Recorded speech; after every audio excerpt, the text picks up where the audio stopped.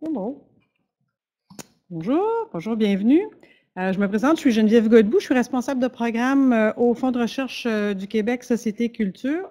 Alors, c'est un réel plaisir de vous accueillir en grand nombre à l'occasion de cette activité de transfert des connaissances où nous abordons le thème de la diversité de la main-d'œuvre.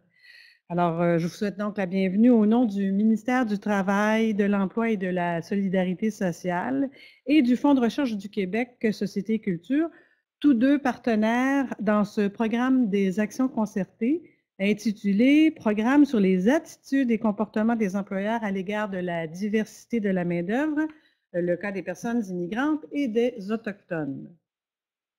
Le Fonds tient à remercier le ministère du Travail, de l'Emploi et de la Solidarité sociale qui est associé dans le développement de ce programme d'action concertée et reconnaît donc l'importance de la recherche pour éclairer les décisions et les actions. Nos remerciements vont également à l'endroit de Mesdames Jenny Mathieu, qui est conseillère en politique d'emploi et des stratégies, de Mme Akima Touami, qui est également à la direction des politiques de l'emploi et des stratégies, et Mme Nancy Aymon, conseillère à la recherche, donc au ministère, pour leur soutien tout au long du processus allant de l'élaboration de l'appel de proposition à l'organisation de cette journée. Mme Aymon a généreusement accepté d'agir à titre de modératrice pour la période de questions prévue à la fin de la présentation, questions et commentaires qu'elle prendra via le mode clavardage pour les personnes en web diffusion et qui seront donc relayées à la chercheuse et aux chercheurs présents. N'hésitez donc pas à les soumettre tout au long de la présentation. Donc, vous l'aurez compris, la présentation se tient en temps réel en web diffusion et nous sommes donc d'avis qu'autant de personnes présentes ici en web est une indication claire que le sujet d'aujourd'hui et les résultats du projet de recherche présenté vous interpellent et répondent à un besoin. Alors, quelques mots sur le programme des actions concertées au FRQSC, ainsi que la mission du fonds. Donc, pour ceux et celles qui sont moins familiers avec la mission de notre organisme, celle-ci est notamment de promouvoir et d'aider financièrement le développement de la recherche dans les secteurs des sciences sociales et humaines, des arts et des lettres. Alors, le fonds met en place des dispositifs rigoureux afin d'octroyer des bourses et des subventions de recherche aux meilleurs étudiantes et étudiants, chercheuses et chercheurs du Québec. En se tournant vers les fonds de recherche, nos partenaires tels que le ministère du Travail, de l'Emploi et de la Solidarité sociale s'assurent de la rigueur et de l'impartialité du processus d'attribution des subventions, de même que de la qualité scientifique des projets financés. Dans le cadre du programme Action concertée, nous partons des besoins des partenaires utilisateurs des résultats, généralement des partenaires gouvernementaux, ce qui permet de produire des recherches directement en lien avec les besoins du milieu et donc des milieux concernés. Et plusieurs d'entre vous êtes ici présents aujourd'hui et donc en web. Enfin, les partenaires s'inscrivant dans le programme des actions concertées adhèrent à deux principes centraux pour le fonds, soit la liberté académique et l'accès public aux résultats des projets financés. Alors, c'est donc à la suite du lancement d'un appel de proposition en 2016 invitant la communauté scientifique à se pencher sur les attitudes, les perceptions et les comportements des employeurs à l'égard de la diversité de la main-d'œuvre et d'un processus d'évaluation rigoureux que les chercheuses et chercheurs et leur équipe respective ont été choisis pour mener à bien les projets soumis.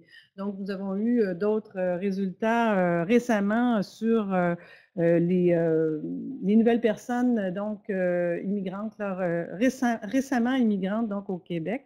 Et donc aujourd'hui, c'est le volet pour le groupe de personnes donc autochtones, le sujet d'aujourd'hui. Nous avons donc le plaisir de recevoir Madame Delphine Théberge, qui est professionnelle de recherche à la chaire de leadership en enseignement en foresterie autochtone.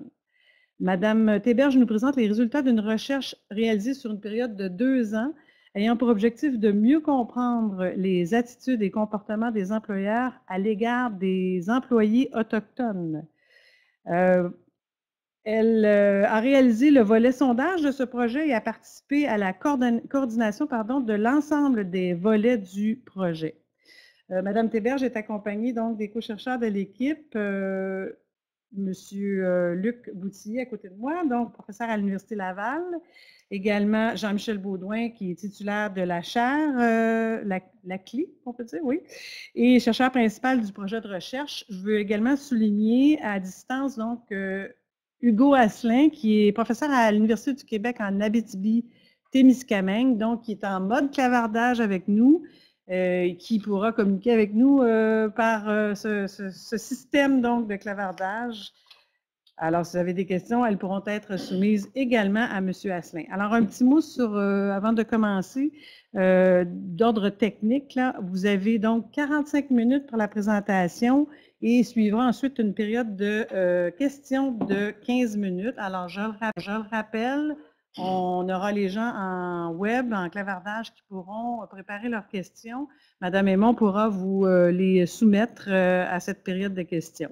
Donc, je vous invite tous à garder en tête tout au long de la présentation les résultats qui vous interpellent, qui correspondent aux besoins de votre milieu ou qui ont une résonance dans vos pratiques. Alors, j'aimerais aussi souligner que je suis accompagnée à distance donc de ma collègue Andréane Légaré-Pépin et avec qui j'ai pu collaborer donc pour l'organisation de cette rencontre. Et Mme Légaré vous sollicitera à la suite de notre activité afin de répondre à un bref sondage et vous communiquer donc le lien qui mène au rapport de recherche dans le site web du Fonds, mais également à la captation vidéo de la présentation. Donc, à partir de ce moment, il vous appartient de diffuser ces liens dans vos camps respectifs pour valoriser ces résultats, les utiliser, enfin, vous les approprier. Donc, je vous invite tous à mettre vos objets nomades en mode vibration. Et Madame Théberge, à vous la parole. Merci. Donc, bonjour aux gens en salle, bonjour aux gens à distance. Avant de commencer, j'aimerais remercier Madame Godbout pour la présentation. Remercier aussi le Fonds de recherche Société et Culture ainsi que le ministère du Travail, Emploi et Solidarité sociale pour avoir mis en place ce projet et pour nous avoir fait confiance dans la réalisation de ce projet.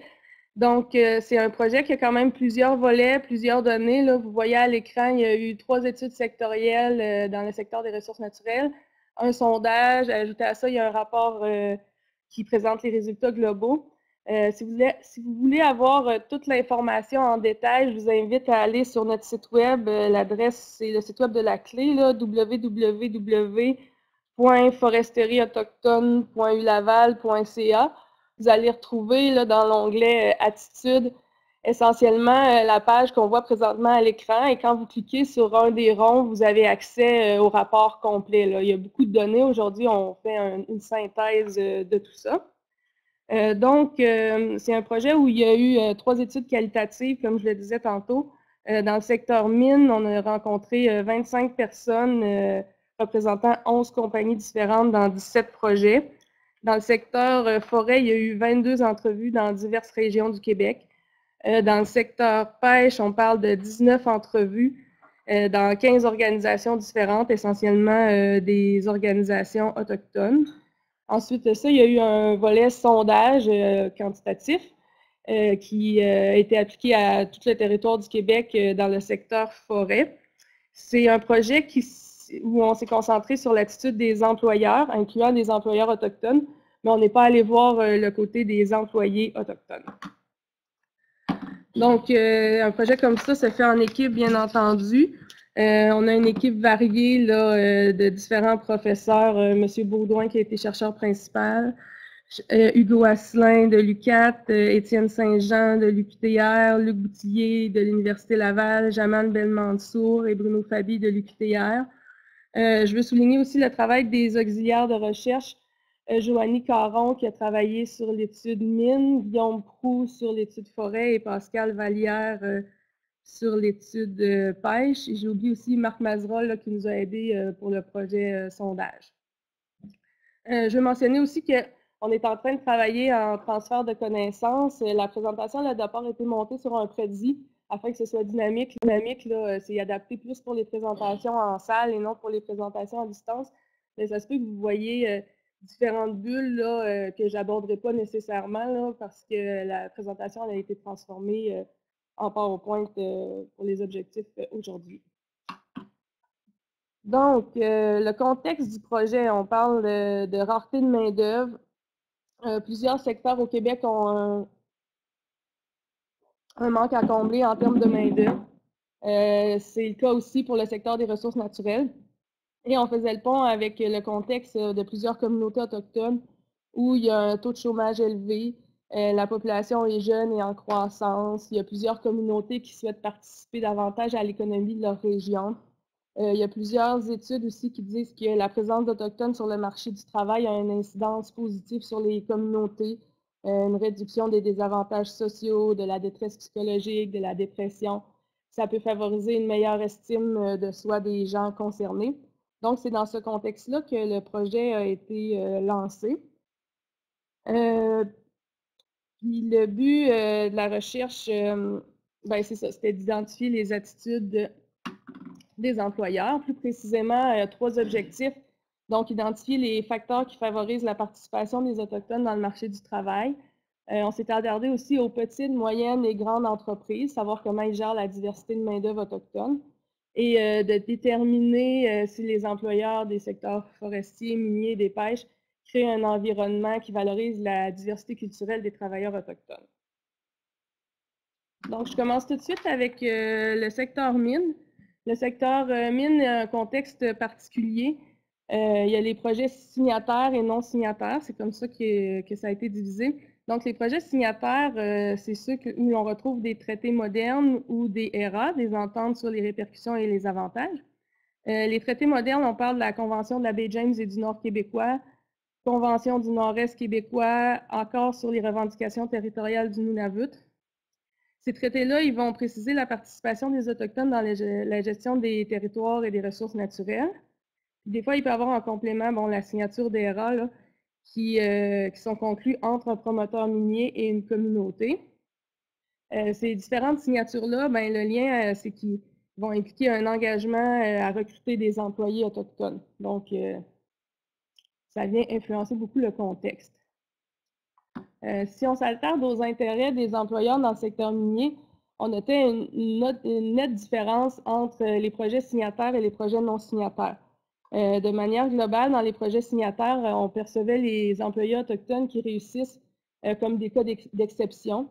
Puis, ce n'est pas une solution à la rareté de main-d'œuvre pour les projets non signataires. Tandis que dans les projets signataires, ben, la main-d'œuvre autochtone est perçue comme une richesse et les employés autochtones sont qualifiés par les employeurs de fiers, de positifs, de généreux. Si on regarde un petit peu les statistiques là, des projets qui ont été rencontrés dans le cadre de cette recherche-là, 9 projets non signataires et 8 projets signataires. On remarque en haut, là, les projets non signataires, il y a 0,17% d'employés autochtones. Donc, les projets qui ne sont pas dans un territoire, ben, qui ne sont pas signataires, ils n'ont pas beaucoup d'employés autochtones. Comparativement aux projets signataires, on est à 23,17%. Donc, il y a quand même un fort pourcentage d'employés autochtones. C'est intéressant de comprendre pourquoi les projets signataires réussissent à avoir un haut pourcentage d'employés autochtones. En fait, on a essayé de le comprendre. Ici, il y a une citation d'une personne rencontrée, d'une pratique qui fonctionne bien. C'est à propos des agents de liaison. Les agents de liaison, souvent, ils peuvent être engagés par une entreprise. Ils font le lien entre l'entreprise et la communauté. Ils peuvent faire le lien entre les employés autochtones et les superviseurs aux besoins. Ils peuvent faire le lien aussi entre les employés autochtones et non autochtones pour favoriser le climat de travail.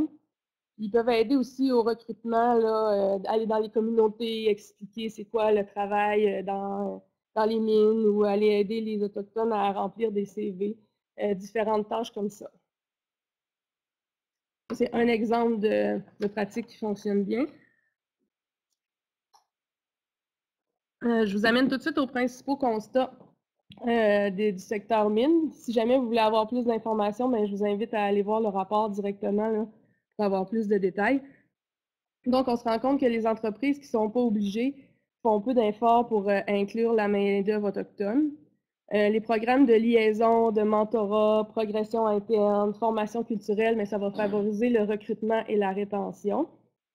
Et l'organisation d'activités d'avoir des installations qui valorisent la culture autochtone, bien, ça favorise l'établissement d'un environnement culturellement sécurisant. Aussi, dans les projets signataires, plusieurs répondants ont dit que la présence d'Autochtones a un effet positif sur le climat de travail. Il y a des employeurs qui disaient avoir une meilleure équipe lorsqu'ils étaient diversifiés, ou encore que plus la proportion d'employés autochtones était élevée, mieux c'était pour le climat de travail, un peu comme si une masse critique faisait changer la perception des non-autochtones. Donc, dans le secteur forêt, il n'y a pas de distinction là, projet signataire et non signataire. Il y a quand même un certain contexte. Là. Il y a la stratégie d'aménagement durable des forêts du ministère des Forêts, de la Faune et des Parcs, qui vise entre autres à soutenir le développement socio-économique des communautés autochtones. Il y a le plan Nord qui envisage la création de milliers d'emplois dans le secteur des ressources naturelles. Puis le gouvernement désire entre autres favoriser la formation et la rétention de la main-d'œuvre nordique en intensifiant le réseau d'agents de liaison autochtones d'Emploi Québec. Il y a les normes de certification aussi qui peuvent avoir des indicateurs liés à l'embauche d'Autochtones, donc ça peut venir influencer le contexte.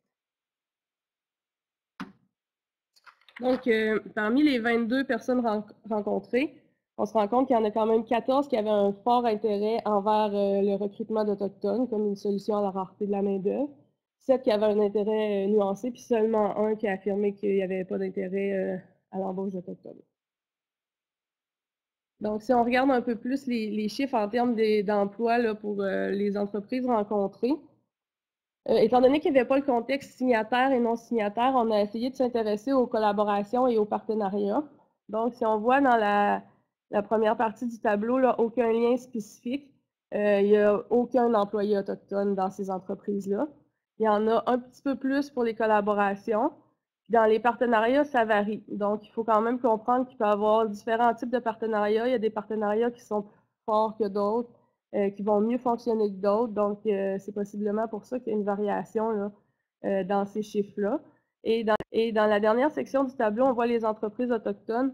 Ce sont elles qui ont le meilleur taux d'employés autochtones. Donc, on parle de 2 fois 40 là, pour deux entreprises différentes et 91,3 fort probablement à cause du climat de confiance qu'ils sont capables d'installer dans leur entreprise et aussi parce que plusieurs entreprises autochtones ont pour mission d'embaucher des Autochtones. Pourquoi certains n'engagent pas d'Autochtones? Ben, on s'est fait parler de la difficulté à recruter. Il y a des employeurs qui ont l'impression que les Autochtones ne sont pas intéressés à venir travailler pour leur entreprise. Difficulté de rétention, là, il y a une citation dans le rapport, il dit ils se découragent, on ne sait pas pourquoi, mais ils se découragent, on n'est pas capable de les garder. Il y en a qui vont traiter les candidatures autochtones sur la même base que les autres, donc ils ne font pas une recherche particulière pour avoir des employés autochtones. Il y en a d'autres qui ont parlé d'expériences négatives dans le passé là, avec des employés autochtones. Donc, il existe différentes techniques de recrutement, puis comme je parlais tantôt aussi, différents types de partenariats. Dans l'extrait ici d'entrevue, on parle d'une forme de sous-traitance où une entreprise va travailler avec une entreprise de la communauté. Puis ici, le répondant, il explique même que c'est lui qui a formé l'entrepreneur autochtone là, pour lui donner certains trucs. Et cette entreprise-là ben, vend en sous-traitance et par la bande engage des Autochtones. Je vais essayer d'aller un petit peu.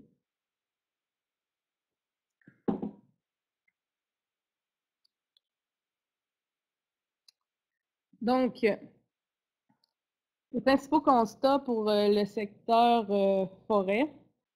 On parle que les entreprises autochtones et ceux qui ont des partenariats sont plus proactifs dans l'embauche d'employés autochtones. La région ne semble pas avoir d'effet sur les attitudes des employeurs à l'égard de la main-d'œuvre. C'est une des questions qu'on avait, là, à savoir est-ce qu'il va y avoir une différence au niveau de la région. On s'est posé cette question-là aussi dans le sondage, là, je vais y arriver tantôt. On a remarqué, par contre, que la taille des entreprises semble avoir un effet sur la capacité de celles-ci à embaucher des Autochtones, particulièrement parce que les moyennes et les grandes entreprises vont avoir quelqu'un d'attitré aux gestions des ressources humaines, des choses comme ça là, pour faciliter l'embauche.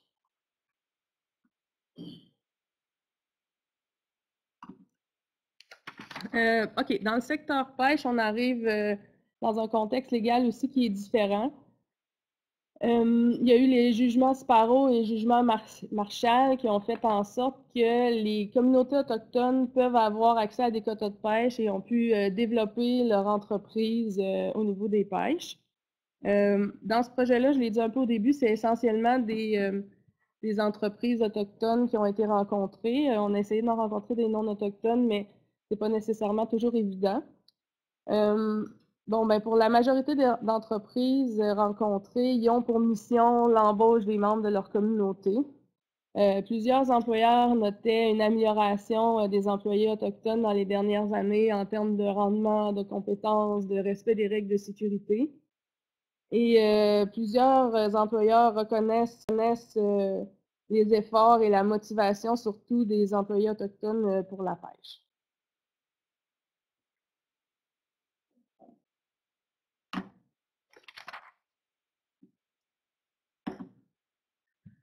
Donc, cette citation ici d'un des répondants montre comment les employés peuvent être fiers de travailler dans le secteur des pêches et surtout d'être fiers que le fruit de leur travail ait des retombées dans la communauté.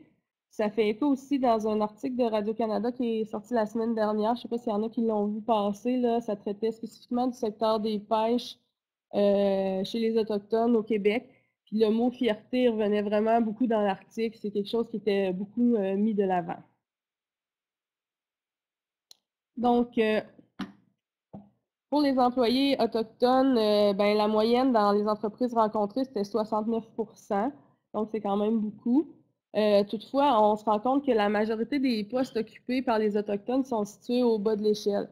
Donc, les postes de coordonnateur, gestionnaire, capitaine, directeur, ça demeure des non-autochtones qui les occupent. C'est principalement parce que c'est des postes qui demandent une formation, qui demandent des qualifications.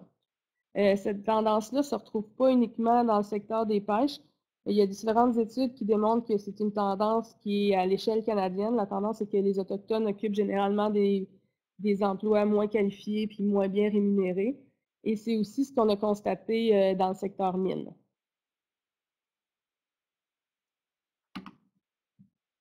Donc, les principaux constats pour le secteur des pêches, ben, la participation de la main-d'œuvre autochtone est facilitée par la création d'entreprises autochtones. Développement d'un sentiment d'appartenance, un sentiment de fierté, fort probablement parce que le fruit de leur travail bénéficie à l'ensemble de la communauté. Et encore une fois, on note qu'une forte proportion d'employés autochtones semble influencer positivement le climat de travail.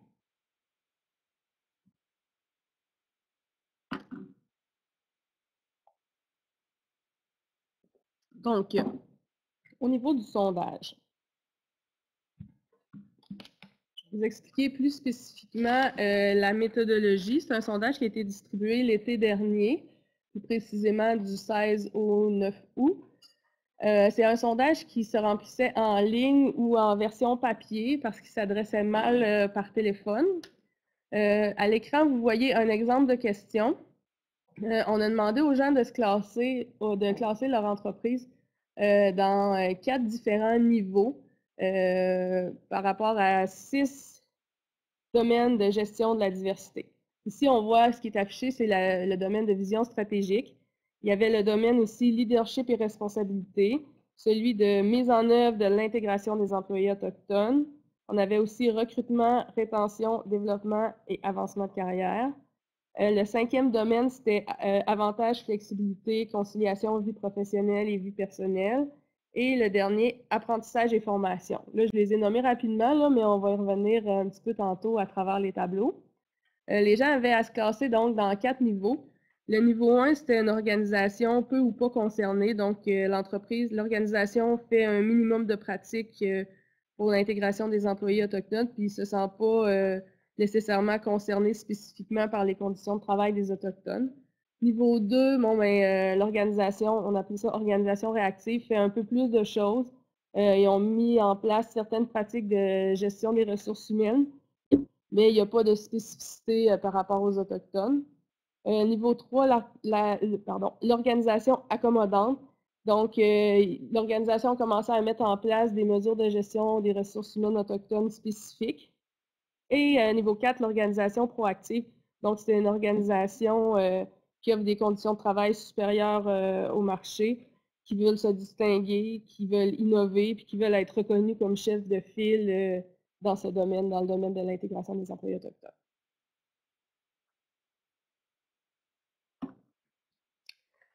Donc, je vais revenir plus spécifiquement tantôt là, avec les domaines et les niveaux.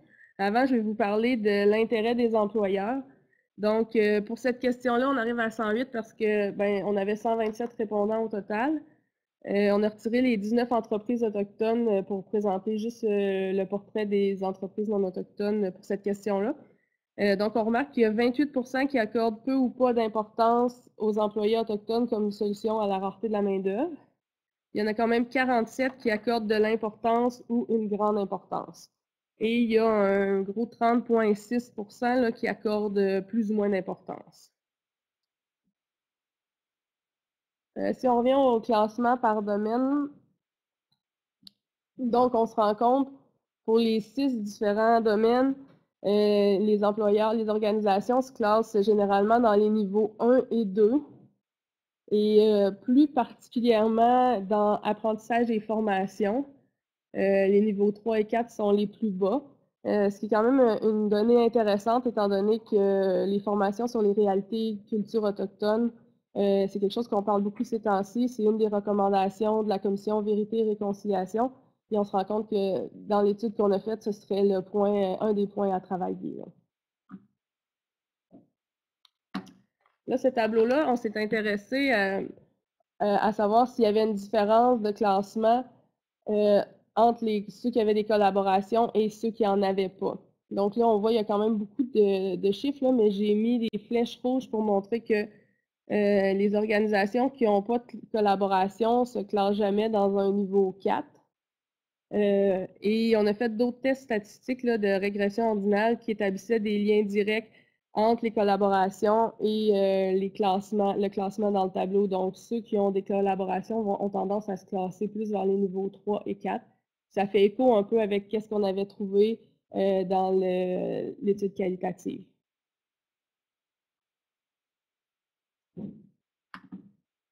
Si on arrive au constat pour le secteur sondage, on se rend compte que les employeurs du secteur forestier commencent à s'intéresser à la main-d'œuvre autochtone comme solution de la rareté. C'est un début parce que si on revient là, quelques diapos précédemment, quand je vous parlais des employeurs, il y avait quand même un intérêt face à la main-d'œuvre autochtone comme solution à la rareté.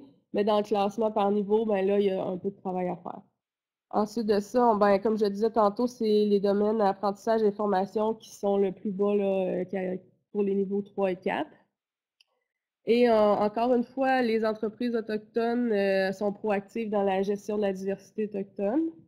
Et les collaborations et les partenariats semblent être un facteur de succès dans la gestion des employés autochtones. Donc, c'est des choses qu'on a validées, qu'on avait vues dans le secteur qualitatif puis qu'on est venu valider ici. Donc, c'est avec ces 4 études-là en main qu'on s'est attardé à la rédaction du rapport global pour un peu avoir un topo là, de l'ensemble. Puis comme je vous disais tantôt, toutes les données sont à votre disposition sur le site web, autant pour les études sectorielles que le rapport global. Donc, première question qu'on s'est posée, c'est les facteurs qui influencent la proportion d'employés autochtones. Donc, on parle des obligations légales ou juridiques. C'est ce qu'on a noté dans le secteur mine, là, quand je parlais tantôt des projets signataires et non signataires. C'est aussi ce qu'on remarque dans le secteur pêche. Le contexte légal vient influencer par la bande l'employabilité autochtone. Ensuite de ça, on a remarqué que les collaborations et les partenariats entre les communautés, ça influence la proportion des employés autochtones, principalement avec l'étude du secteur forêt, autant l'étude qualitative que quantitative. Et aussi que le fait que l'entreprise appartienne à des autochtones, ça vient augmenter le pourcentage d'employés autochtones. Ça, on le remarque dans le secteur forêt et dans le secteur pêche.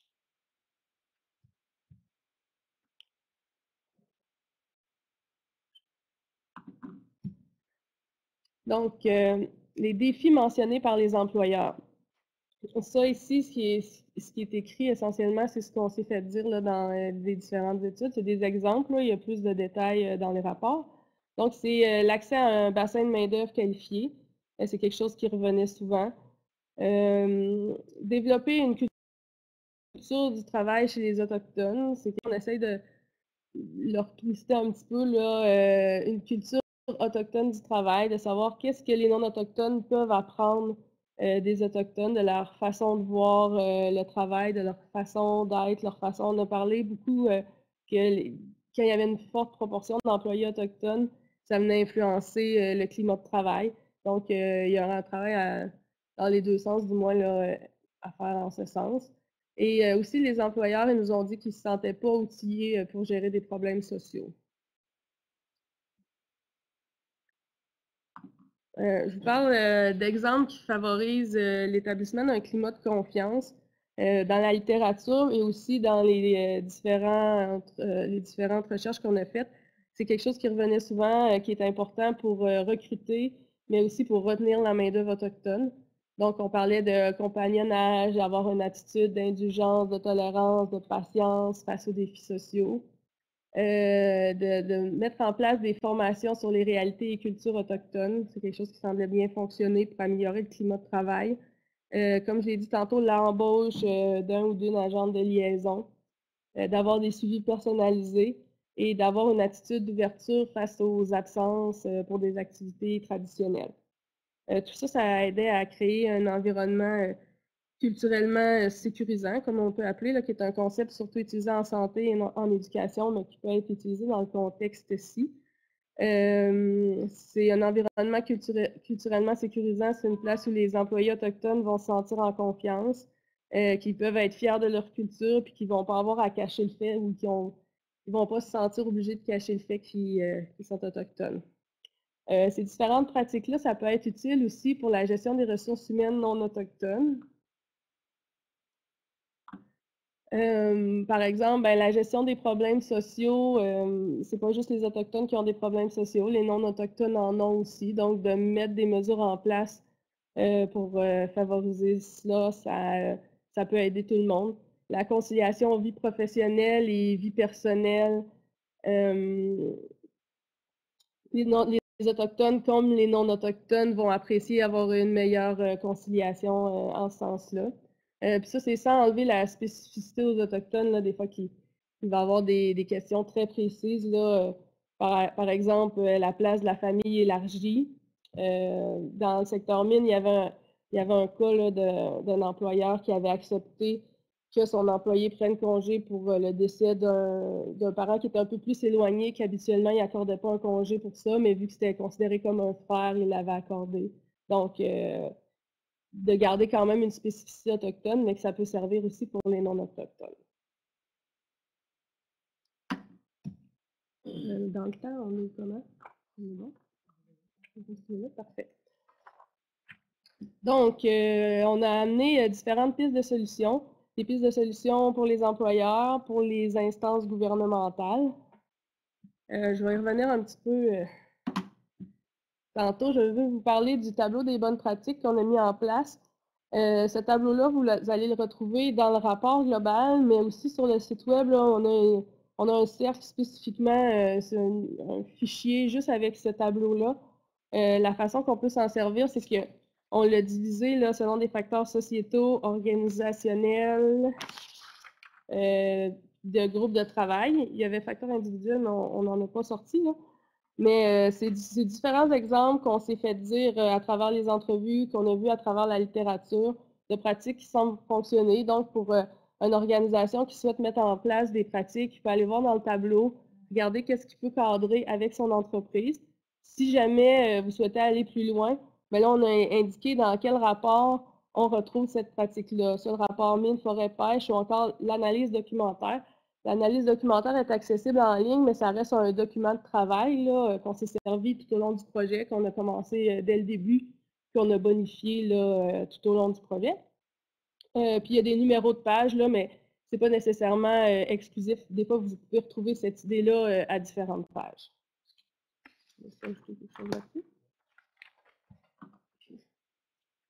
Donc là, il y a beaucoup de textes là, sur les différentes pistes de solutions. Ici, on est pour les employeurs. Je reprends quand même beaucoup de choses que j'ai dit. Ben, sur l'écran, on reprend beaucoup de choses que j'ai dit tout au long de la présentation. Donc, à la base de maintenir un contact continu, direct, formel ou informel avec les communautés, c'est quelque chose qui est toujours bon, qui peut aider au recrutement et la rétention de travailleurs autochtones, de sensibiliser l'ensemble de l'équipe aux réalités et cultures autochtones, essayer d'établir des collaborations ou des partenariats avec les communautés, aussi de développer les compétences des travailleurs autochtones. Puis ça revient aussi un peu avec la 8, là, instaurer des programmes de progression interne là, pour que les employés autochtones puissent progresser dans l'entreprise puis pour rester toujours au bas de l'échelle. L'embauche d'agents de liaison, on s'est fait souvent dire que c'était une bonne pratique, que ça fonctionnait bien. De créer un travail, créer un environnement de travail qui est culturellement sécurisant, puis de mettre en place des politiques pour concilier la vie professionnelle et la vie personnelle. Ça fait beaucoup là, sur une seule diapo, mais vous pouvez retourner voir dans les rapports. Ça, c'est dans le rapport global plus spécifiquement.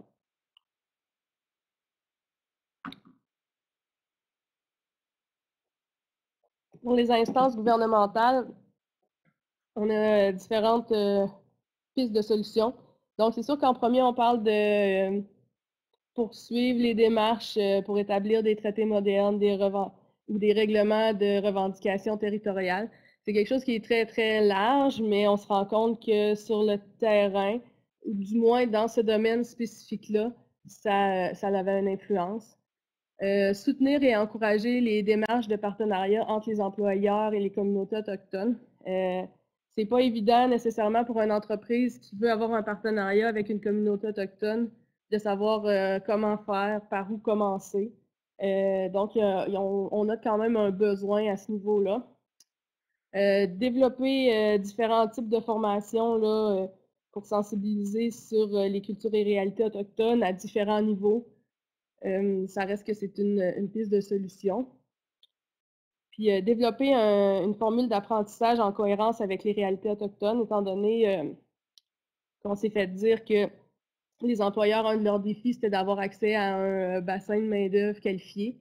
Donc, de trouver des façons pour que les Autochtones puissent développer leurs capacités, mais que ça correspond à leur façon d'apprendre. Donc, dans la littérature, on voyait beaucoup apprentissage sur le terrain, stage de formation pratique, des choses qui sont assez concrètes. Ça semblait plus les appeler que des formations plus théoriques, académiques en classe, là, assis à une table. Et d'offrir un soutien aux petites et moyennes entreprises pour les aider à composer avec la diversité autochtone. Donc, je serai déjà à ma dernière diapo. Différentes pistes de recherche. Donc, ça, c'est l'ensemble du projet. Là. Je reviens à la diapositive du début. Donc, on a fait des études qualitatives dans le secteur des mines, des forêts, des pêches, un sondage dans le secteur forêt. Mais ça reste qu'il y a quand même beaucoup de choses qu'on n'a pas couvertes. Premièrement, mais c'est un projet qui traite des employeurs et non des employés autochtones. Il resterait à aller voir la main-d'œuvre dans les communautés. On a déjà un peu des projets là-dessus, mais il y a quand même beaucoup de travail à faire là-dessus. Puis c'est pas un sujet qui est nécessairement facile. Ça serait intéressant aussi d'aller voir ce que font les entreprises autochtones pour savoir pourquoi ils ont un bon taux d'employés autochtones, qu'est-ce qu'ils font qui fonctionne bien, comment ils arrivent à créer un climat de confiance dans l'entreprise. Puis aussi, ben, avoir la variété des gens qui sont présents ici en salle et en ligne, ce serait intéressant d'élargir ce genre de recherche-là à d'autres secteurs. Là, on est vraiment spécifique dans le secteur des ressources naturelles, mais on pense qu'il y a vraiment un besoin là, dans différents secteurs. Ben, je ne sais pas si mes collègues veulent ajouter des choses. Là, je sais pas. En fait, si je peux revenir sur le tableau des pratiques, je pense que s'il y a des organisations qui écoutent, si des organisations ont des besoins pour nous, il y a toujours moyen de continuer dans le transfert de connaissances. En fait, on veut faire le transfert de connaissances dans l'année qui vient. Donc, à nous contacter, ça va nous faire un plaisir d'aider à la réflexion au niveau des organisations. Ce qu'on voit à travers l'étude, c'est qu'il n'y a pas de solution miracle. Donc, c'est de voir justement comprendre les contextes, comprendre aussi les besoins organisationnels et de composer justement beaucoup en collaboration avec les communautés autochtones, les gens du milieu, donc des solutions qui vont vraiment être adaptées.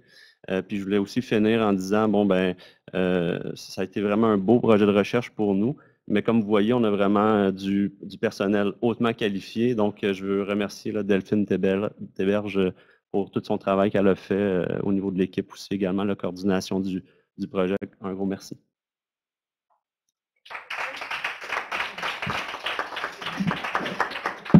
Merci beaucoup. Peut-être qu'on a un commentaire aussi de la part de M. Asselin en clavardage, non? Qui aurait voulu rajouter quelques mots avant de conclure. Donc, merci infiniment. En effet, je pense que ça rejoint des préoccupations dans divers secteurs aussi. Hein. Peut-être que vous pourrez nous en glisser un mot. On passera tout de suite à la période de questions. D'abord, je vais demander à Mme Aymon si on a des questions à clavardage. Donc, je vous invite fortement à transmettre vos questions si c'est le bon moment. Il y a seulement M. Asselin qui n'a rien à ajouter.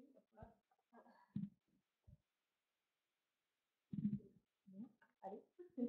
Donc, il y a M. Asselin qui n'a rien à ajouter, mais que Delphine a très bien présenté le projet. Merci.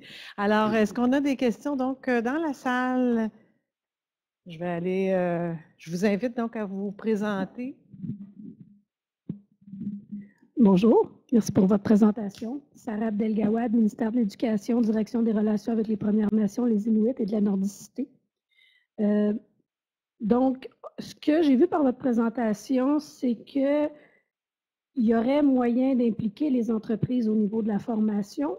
Il y aurait de l'ouverture parce qu'ils ont des besoins auxquels ce n'est pas répondu. Est-ce que c'est ça que je peux comprendre? Donc, nous, au ministère de l'Éducation, il faudrait peut-être penser à justement faire l'arrimage avec le ministère du Travail ainsi que les entreprises pour développer ces formations comme on en développe dans d'autres milieux. Ce n'est pas la première fois qu'on fait des formations en collaboration avec le milieu. Est-ce que ça pourrait être une piste de solution à court terme? Et au niveau des pêches, est-ce que vous pouvez préciser, juste pour mon information, quelle région? Est-ce que c'était la Gaspésie? Est-ce que c'était le Bas-Saint-Laurent? Est-ce que c'était la Côte-Nord? Ça a été essentiellement les régions de la Gaspésie et de la Côte-Nord. Puis, pouvez-vous préciser, développer une culture du travail chez les Autochtones?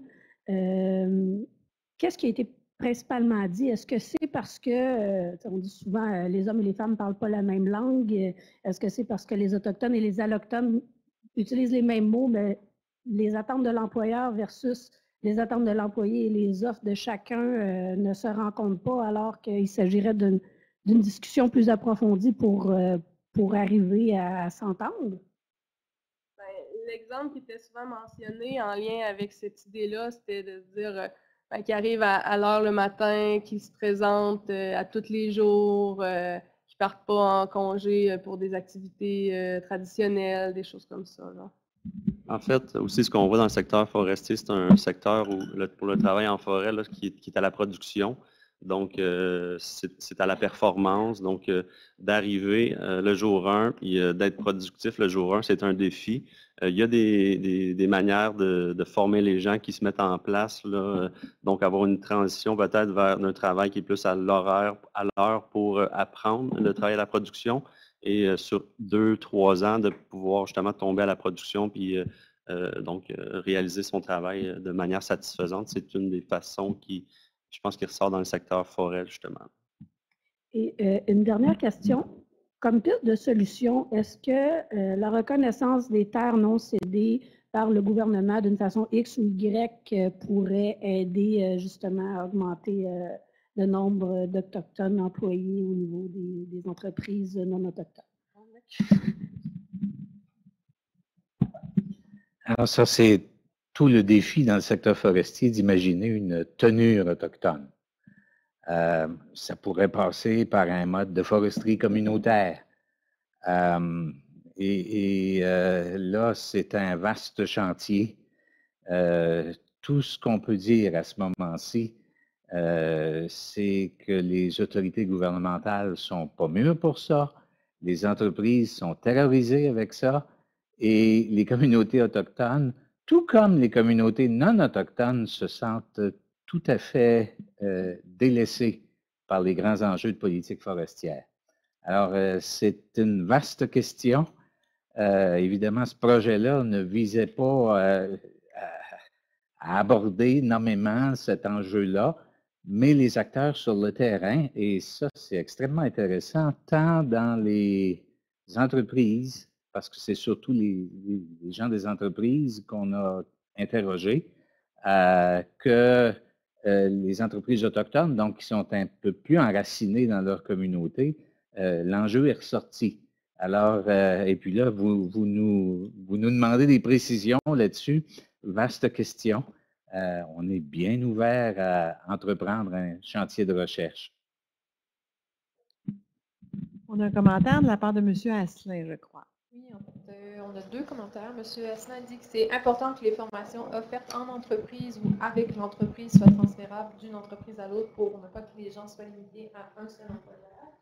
Et d'autre part, M. Asselin dit que la compréhension est à développer de part et d'autre. Les Autochtones ont à mieux comprendre les impératifs et les contraintes du milieu du travail et de la production industrielle, et les industries ont à comprendre les contingences du milieu autochtone et les particularités culturelles.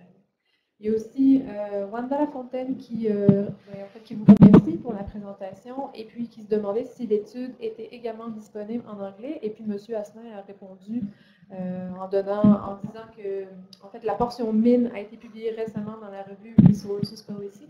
Et puis, en fait, il suggère que la personne lui envoie un courriel pour s'y envoyer une copie. Donc, j'imagine que ça s'applique à tout le monde aussi pour Peut-être juste pour dire que l'étude Forel est en train aussi d'être en publication, donc va être publiée en anglais. Donc les résultats vont être accessibles également dans les deux langues. Puis dans la prochaine année aussi, on a comme objectif de publier l'étude de cas sur le secteur pêche, donc il va être accessible en anglais également éventuellement.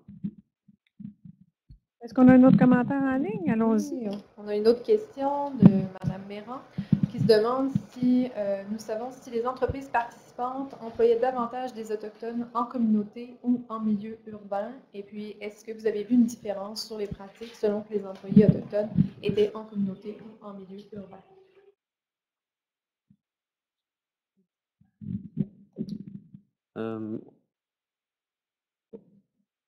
On n'avait pas dans nos entrevues là, ce critère-là pour pouvoir donner une réponse claire, là, mais c'est sûr que en forêt, donc on est allé plus en région pour nos répondants. Secteur mine également, là, donc on était plus en région, mais on n'a pas l'information pour avoir un chiffre précis. Mais il y avait un groupe aussi, je pense que c'est le groupe Axtra, qui travaille sur la main-d'œuvre autochtone en milieu urbain. Donc, c'était une étude complémentaire. Là, on était en contact avec eux. Donc, nos études ne sont pas dupliquées également. Donc, avec d'autres rapports qui vont être produits, accessibles, donc l'information pourrait être disponible. Est-ce qu'on a une question en salle? Oui, je veux juste dire que dans le fond, c'est exactement ce que vient de dire M. Asselin, que dans le fond, ce n'était pas ressorti dans les entrevues, mais qu'on sait qu'il y a beaucoup d'employés autochtones qui vivent en communauté. Et puis,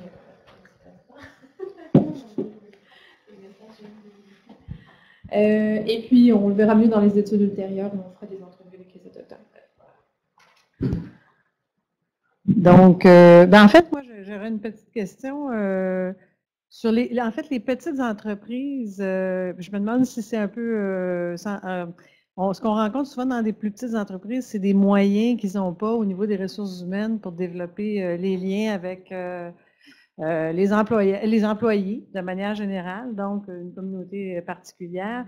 Est-ce que vous avez senti qu'ils avaient cette faiblesse, qu'ils avaient de la difficulté justement à l'intérieur même de leur entreprise? Et est-ce qu'ils ont, dans une région donnée, un réseautage là, sur le plan des ressources humaines?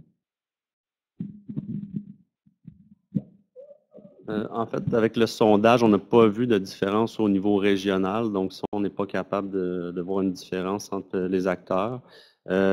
Puis oui, dans le secteur forêt, c'est ressorti justement, les petites entreprises avaient moins de ressources, mais également au niveau des entreprises autochtones, entreprises forestières autochtones au Québec, c'est surtout des petites, très petites entreprises. Donc, il y a cette notion-là aussi de proximité avec les travailleurs. Donc, oui, c'est une entreprise autochtone, mais il y a une grande proximité. Donc, il n'y a pas justement d'agent de liaison dans les entreprises autochtones. Le propriétaire de l'entreprise, l'entrepreneur devient en fait l'agent de liaison. C'est lui qui a un contact direct avec ses employés de la communauté. J'ajouterais aussi que ça restait dans des pistes de solutions ou des bonnes pratiques que les petites entreprises se regroupent pour, par exemple, embaucher un agent de liaison. Merci. On a peut-être une question dans la salle. Une question de ce côté-ci? Non? Je vais aller vous voir. Je vais vous donner la parole. Je vous invite à vous présenter. Merci, Laurent Saint-Jacques, du secrétariat aux affaires autochtones. Juste une petite question, c'est un commentaire, mais est-ce que certains employeurs ont démontré que l'effort dont l'entreprise non autochtone qui aurait déployé un effort supplémentaire pour embaucher un agent ou autre a permis une rentabilité de l'entreprise?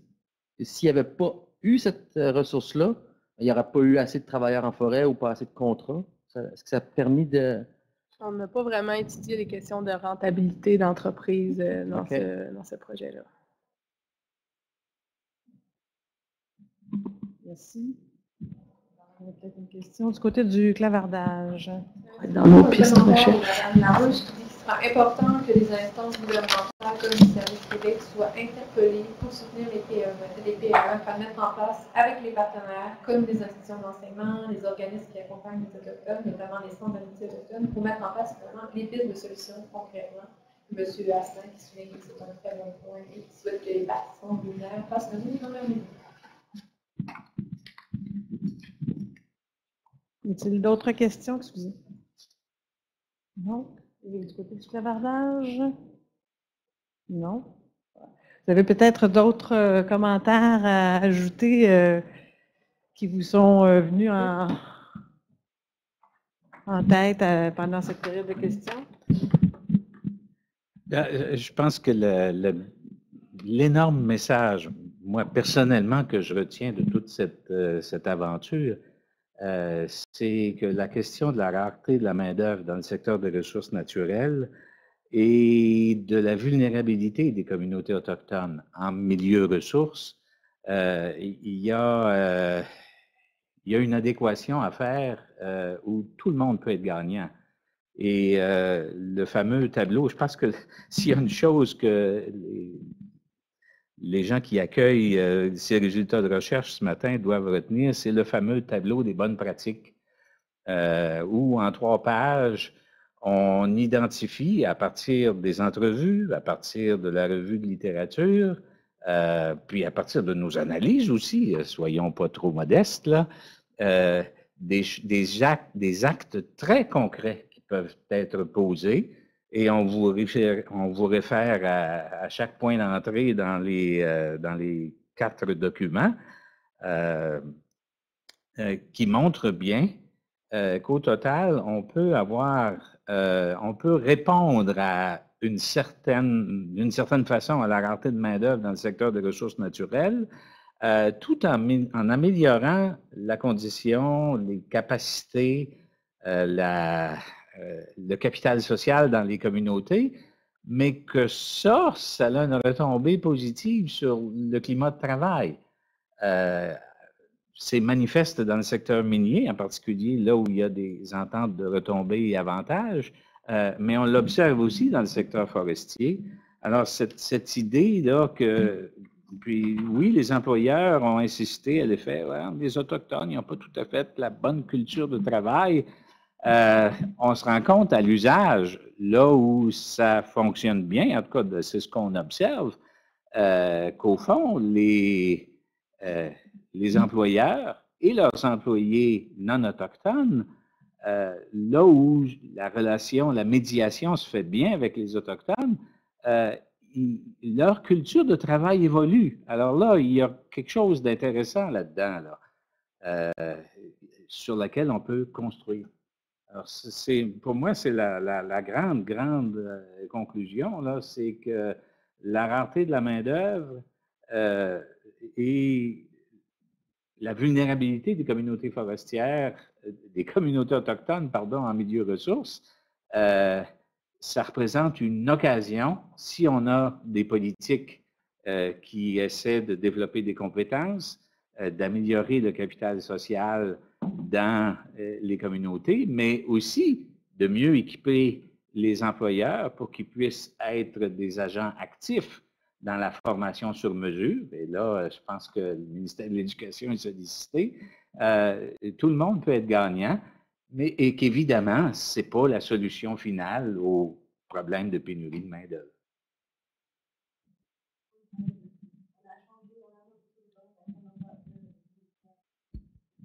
Madame, est-ce que je peux vous demander de parler dans le micro? Oui.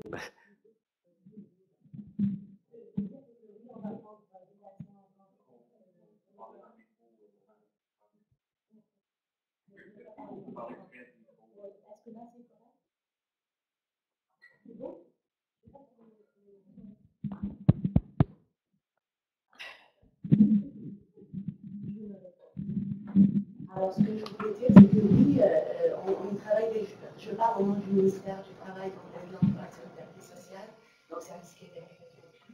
On y travaille déjà sur le terrain, concrètement. Les conclusions du rapport confirment ce qui était déjà constaté sur le terrain. Donc, et nous avons modifié les orientations du ministère envers les services en matière de services aux autochtones, en matière d'emploi. Donc, la Première Nation, ça a été modifié dernièrement. Donc, pour intervenir beaucoup plus sur communauté, ce qui était limité par certains critères assez. On assouplit en fait nos interventions au niveau. Donc, les communautés, on y allait un peu plus loin qu'au niveau urbain. Mais là, c'est vraiment c'est un changement radical de la mentalité. Et donc, normalement, il va y avoir des formations financées. Et ça, bien sûr, à la demande, il y a des projets qui vont être présentés. Par exemple, si la communauté présente un projet de formation, ben, la région va s'asseoir et puis on va en discuter. Puis peut-être que le ministère de l'Éducation va être associé, bien sûr. Et c'est parce que ça, il peut y avoir des formations en entreprise et puis des formations pour les individus. Parce qu'en entreprise, c'est plus un formateur qui va en entreprise. Tout ce qui est individu, c'est plus le ministère de l'Éducation. Voilà, on achète les décors, on achète les formations. Donc oui, il va y avoir du concret sur le terrain. Voilà. Et c'est déjà en route. Je pense qu'effectivement, vous faites bien d'insister là-dessus. Là, c'est ça. Ça transpirait dans les entrevues où on disait, ouais, bon, il semble un peu plus. Il y a quelque chose qui se passe. Alors, oui, mais je veux dire, même au niveau des employeurs, il y aura beaucoup de travail qui va être fait au niveau des employeurs pour vraiment travailler avec cette. D'ailleurs, on a normalement lancé parce que là je suis partie à l'extérieur, je pense que ça a été lancé, on a lancé une subvention salariale spécifique pour les autochtones, pour l'embauche, pour faciliter l'embauche des autochtones par les employeurs. C'est les PPNI, Programme d'accompagnement et d'intégration des Premières Nations.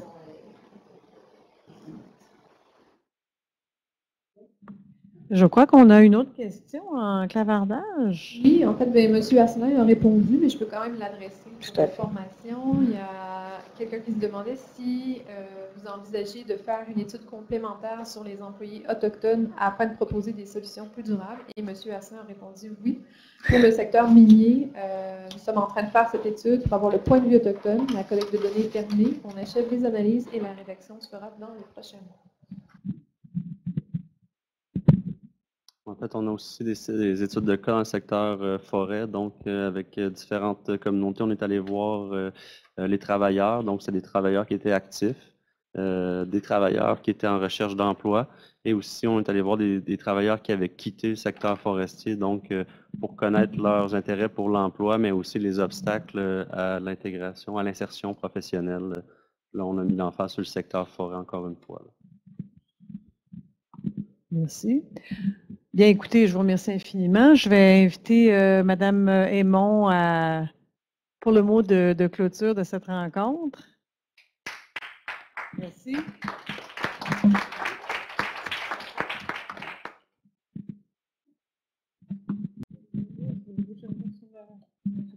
Non.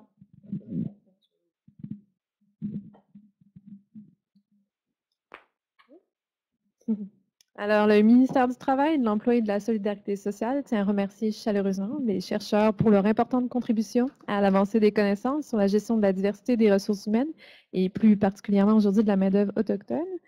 En fait, les chercheurs le soulignent à juste titre, plusieurs communautés autochtones offrent un potentiel non négligeable de participation à l'économie. Leurs populations sont jeunes, en croissance et certains en recherche d'emploi. Les chercheurs ont montré que les difficultés d'attraction, d'intégration et de rétention sont à géométrie variable selon les secteurs d'activité. Cependant, nous retenons, eh bien, en fait, on a lu les rapports, donc on a peut-être une petite longueur d'avance par rapport à ce qui a été présenté aujourd'hui, que l'ouverture, l'inclusion et la confiance doivent être à la base de toutes les mesures qui pourraient être déployées. Vous avez proposé des pistes de recherche futures. Eh bien, nous vous encourageons fortement à y donner suite. Et puis, je crois que tout le monde ici est bien intéressé, comme on l'a vu dans les interventions, à avoir davantage de connaissances à ce niveau. Le ministère souhaite également remercier les personnes ici présentes aujourd'hui et puis en web diffusion. Il y a eu plus d'une 40aine de personnes qui étaient en web diffusion aujourd'hui. Ça nous démontre toute l'importance de poursuivre les efforts amorcés pour établir davantage de collaboration et de partenariat avec les populations autochtones. J'en profite aussi pour remercier Mme Aline Lechaume qui est ici présente, qui est professeure-chercheur à l'Université Laval, parce que c'est Mme Lechaume qui était là avec les chercheurs au début de l'action concertée et qui a porté ce projet quand même assez longtemps. Donc, enfin, nous souhaitons remercier le FRQSC de permettre cette grande opportunité aux chercheurs et aux décideurs de pouvoir faire avancer conjointement les réflexions pour mieux épauler les employeurs dans ce cas-ci. Voilà. Merci beaucoup. Alors, donc, ça met fin à la rencontre, mais je veux juste rappeler là, que vous allez recevoir le lien. Toutes les personnes qui étaient inscrites, même celles donc, qui n'ont pas pu se connecter aujourd'hui, donc ça va au-delà du 40 personnes et que cette captation pourra être diffusée plus largement. Merci infiniment.